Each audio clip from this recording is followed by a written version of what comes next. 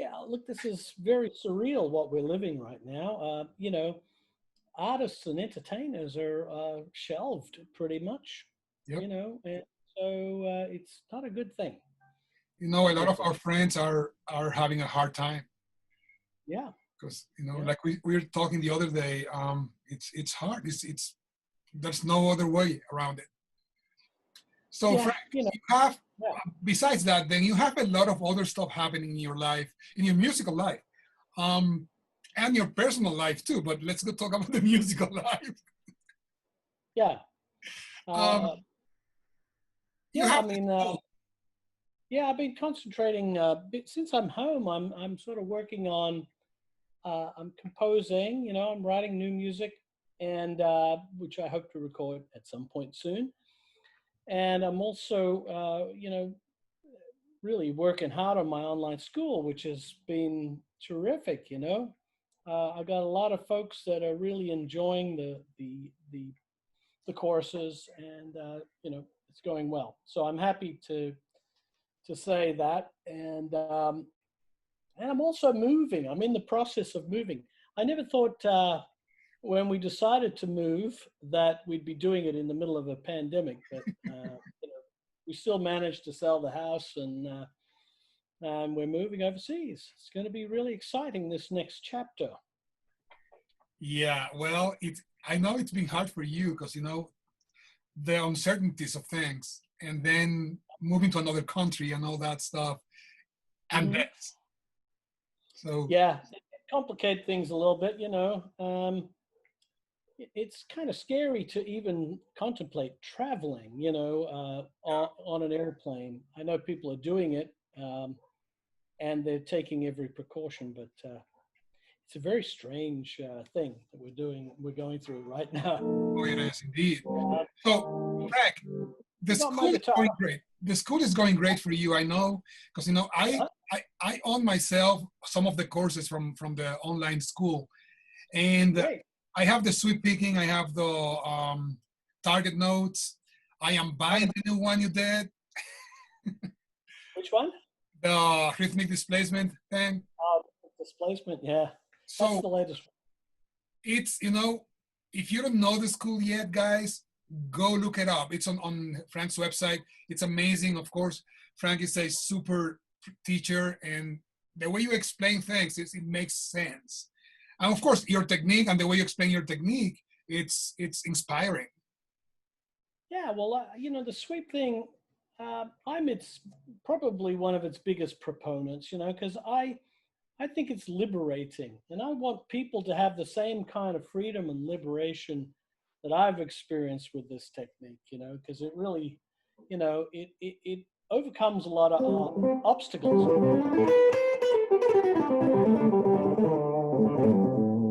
I don't feel like the pressure of, when you're playing fast, that it's like it's a pressure. To me, it's as easy as playing slow.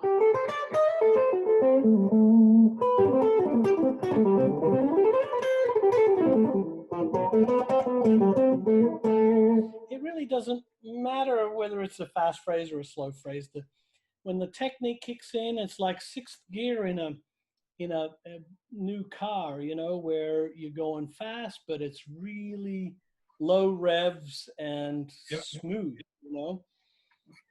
It's really a liberating technique for playing faster phrases with ease, comfortably. So, And you phrases know, that are not usually, I mean, that are even from other instruments, like saxes, for example.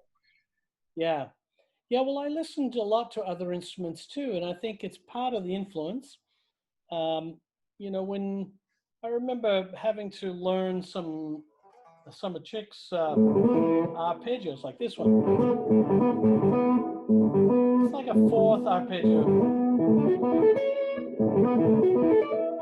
Those kind of fourth arpeggios, there's no way you can alternate pick them. Mm-hmm. There's certain things that just don't make sense to alternate pick. So why would you? If I'm going across three strings, I'm not going to play three separate strokes. It's going to be one single movement, and then you fill in the rest. But it's just logical. It's absolutely logical, and it solves a lot of picking problems. You know, I always say I've never met a guitar player that doesn't have a problem with the pick. You know, we've all had to overcome the pick. Some people did it by tapping. You know, some people did it by a lot of hammer-ons, like Holsworth completely hardly ever used the pick in reality. He picked one note in five sometimes, you know, and it was brilliantly legato. So there's lots of techniques on guitar. Sweep picking is pretty well documented these days, you know, and it's pretty deeply in the guitar lexicon now. Everybody, not everybody, but a lot of people use it now, and it's well established, you know. But when you came out with it, I mean, I remember the first book you had, the the red one, the technique, not the technique one, but the speed picking, the speed picking book, and that was revolutionary at the time because not many people did it. Right. Well, you know, I really organized it and had developed it deeply as my main technique. A lot of people before, you know, will say, oh, a lot of people did it before. Yeah, if you consider like as a full sweep technique, then yes, it did happen before, but nobody did.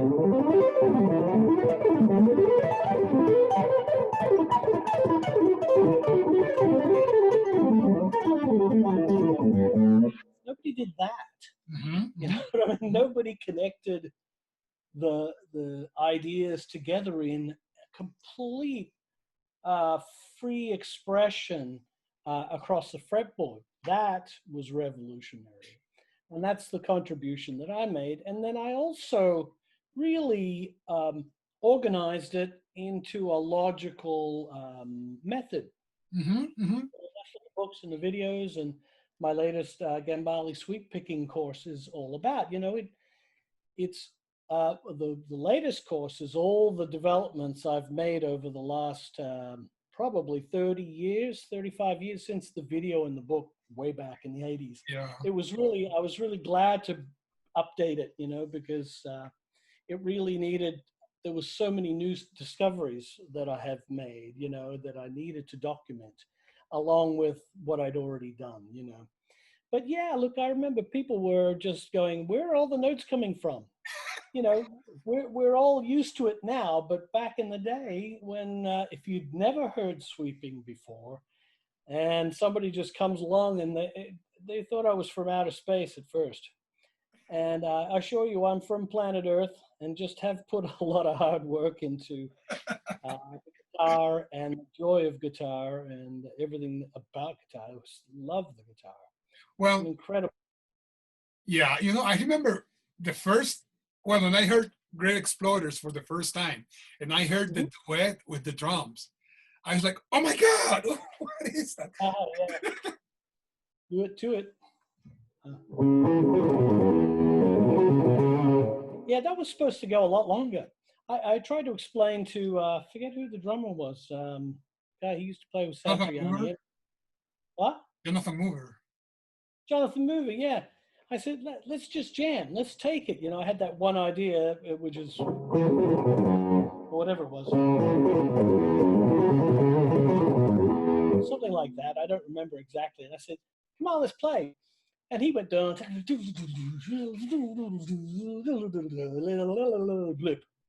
he stopped.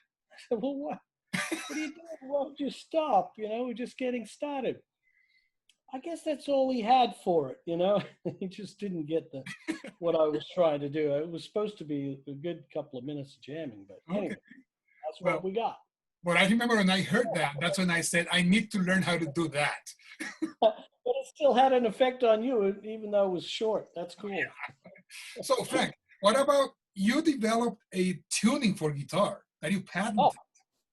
You want me to demonstrate it a little bit? Yeah, sure. Please do. Hang on a second. Let me see if I can turn this off so it's... I have a few questions also from several people here. I send them to you on the chat here.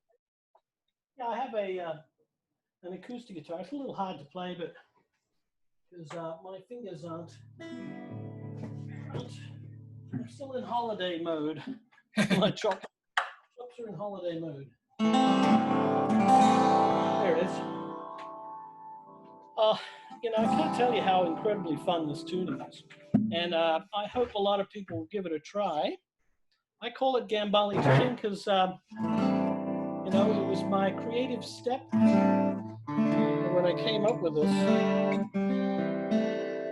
It's basically, for the tuning, it's like having a capo on the 5th fret of a regular guitar, right? Those are the open strings, like a 5th fret, except the high E and B strings are an octave lower, right? Okay. So if they're an octave lower, this is what it ends up sounding like. So that's an A string, open, but it's your lowest string, right? That still sounds like guitar, and then down an octave.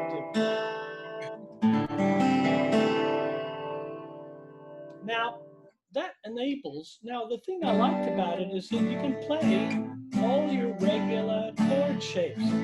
This is the beautiful part because, who's got time to learn another tuning? I don't have the rest of my life to check out a new tuning. I remember exploring different open tunings, but I found that it was just too much. It would take me too long, and all the fingerings were different.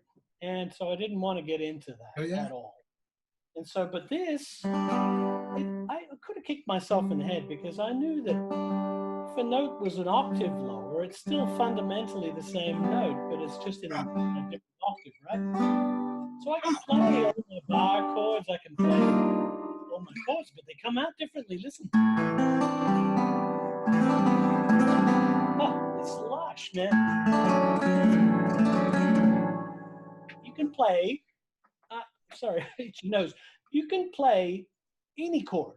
I can play any chord a keyboard player can play. Like this Garden Variety Major 7 is 7, 1, 3, 5.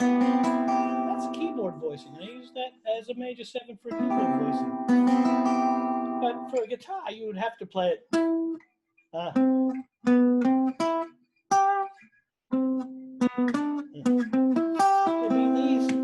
Those notes. Yeah.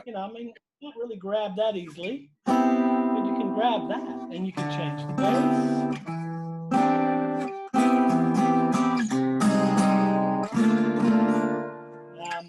A piece of one of my songs called Foreign Country, the chorus goes, where I really use those chords.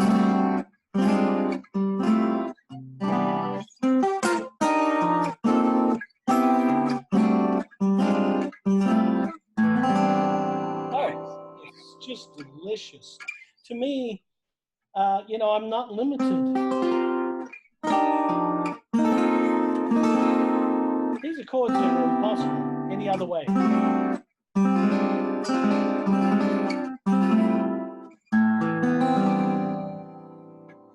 So, to hear something fresh coming out of the guitar after, 40, 50 years, or 50, God, what is it now?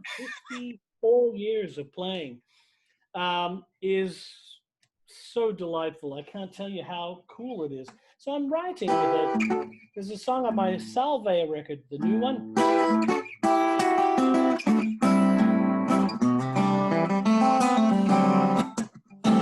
It's called Check It Out.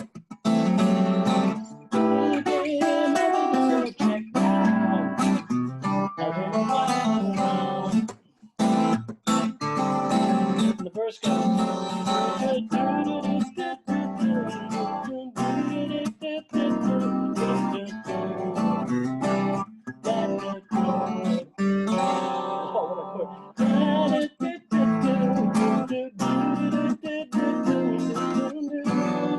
Even ninth chords, listen to this.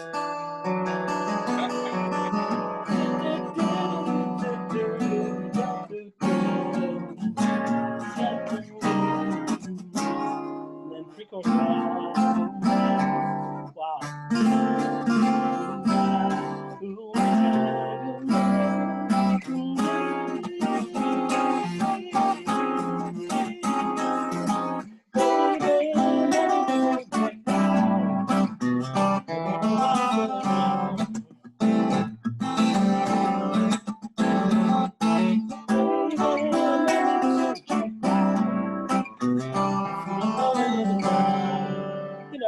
idea. It's very inspirational sounding because it's unlike any tuning. And you can play all your regular shapes, like a 13th chord turns into one of my favorite keyboard voicings for a 13 because it's the 6 and the flat 7 and the 9 and the third together. Those 4 notes. Try to play that on the guitar, But there it is. It just turns into a regular variety 13th chord. Amazing. And you can always add extra notes. That's what I love about it. Here's a triad. Add the second in there. And on minor. 4. 1, 2, 3, 5.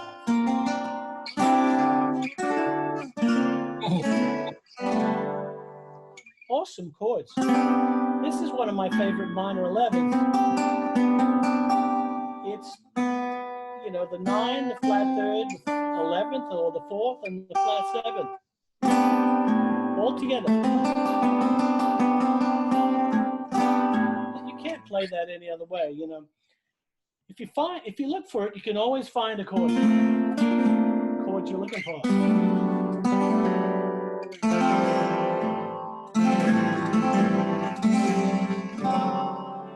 Awesome. Pretty cool. And so, wow, what a discovery this was, and a lot of people are already hip to it and checking it out. And, it's really refreshing. And your 6th string, is that an E, 46 or? No, well, there's no E. I know, but the actual string, is that an A string? The high string? The low. Well, the low one, it's an A string. It's an A string. It's a regular A string. It's like you're starting with the 5th string as the lowest string. So it's like 5, 4, 3, 2. But the 2nd string is tuned up from B to C. Yeah. And then I use a D string from a lighter gauge, tuned up a whole step to E. It's the same note as the 2nd fret of a regular guitar D string. Okay. And then the high string is the same note as the 2nd fret of a G string, normally, A. So I use a G string tuned up to A, but I use these 2 high strings, I use lower gauge so they can take the extra tension. Okay. The whole step is considerably more tension, so you want to use lighter gauge so that overall it's a balance. And I don't do anything or anything. I just leave it the way it is. Just put them on. Check it out. Take a guitar and experiment with it. And you have a double neck where you have that tuning, right? Huh? You have a double neck with that tuning. Oh, yeah. Yeah, Kiesel made me a new one, which was much lighter than the one I used to use. The Yamaha one was just like wearing an anvil, It was really heavy. And so this new one is headless, and it's as light as we can make it, and it's way cool. In fact, I sent it for the tour to Europe, and it's still at the Backline company in Prague. So when I move to Europe, I'm going to have it sent over there, and there's no point having it sent back here yet. Yeah, of course. So you are with Kiesel now, and that guitar you played, the yellow one, that's a beautiful instrument. Yeah, that's called the FG2. It's a limited edition. It's a Strat basically, and it's a pretty hip little Strat. I'm very happy. I went with yellow again, kind of turning full circle to my original yellow tables. People have made the connection. So is that ebony? The neck? I have that question actually. Is that ebony or rosewood? No, it's definitely, I love ebony fretboards, and it's got my FG logo on the first fret. Here, bring it up again. And that's pretty much it. It's got some push-pull knobs, both knobs, you can tap the coils, and so that's about it. It's mini humbuckers, cool guitar. I played it on my East Coast tour in September. Oh, seems like so long ago. No. It was So, really fun. I have a question before we go to the questions I have for you from people. Okay. A practice session for you today, I mean, these days, what is it? Well, I love to just play changes. I got to keep my brain firing. And to me, just improvisation is a big part of what I do for practice. If I'm in a composition mode, that's a whole other thing. I could be sitting with my acoustic guitar, anywhere in a park with a pad, and I'll just compose wherever I am. And it's all about the melody, I remember writing Joya like that, which is one of my, hang on. Yeah. There was a song on the, which album is it now? Natural Selection. This, by the way, is a new prototype of my Court classical guitar. Check this out, folks. We're going to go with probably this is called Australian Blackwood. We're probably going to go right on the top as well with that. I kind of want a dark top, so that's what we're going to do. And we're flipping over to the Fishman, not mics, pickups. They sound great, Fishman. And so I wrote that.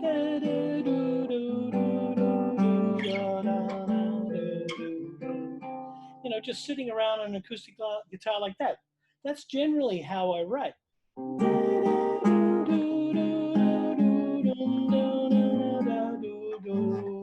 can't remember. It was something like that. You vocalize the melody if you can, and then you kind of fill it in. You can work it up on the keyboard too. But this main theme, I wasn't even thinking.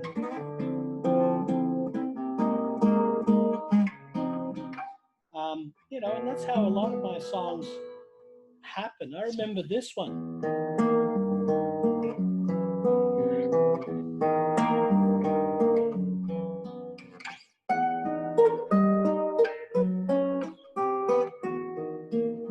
Which is a very unusual tune called Land of the Leal. But I was sitting in the kitchen talking to my wife. I just did this.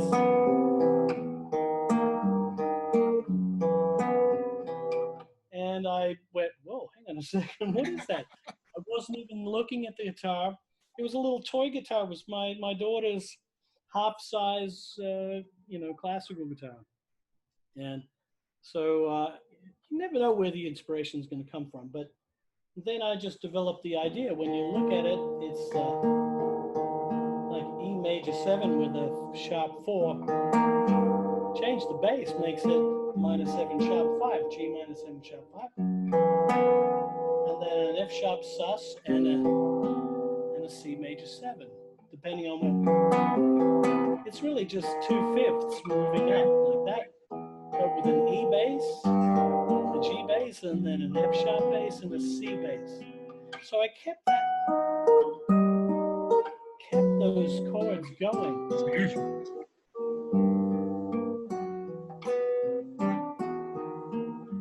Very moody piece. Beautiful. It's a beautiful tune. I told you this before, but that tune and that entire album was part of my honeymoon. Oh, Coming to Your Senses. Yeah, it was a pretty cool record.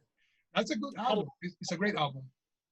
Our harmonies. I'd like to do that again. I really like 3-part guitars, It's a very powerful instrument, electric guitar, when you do the harmonies. And I tried to do a lot of counterpoint, so it wasn't just block harmony, Mm-hmm. And, that album had a lot of cool counterpoint going on. Yeah.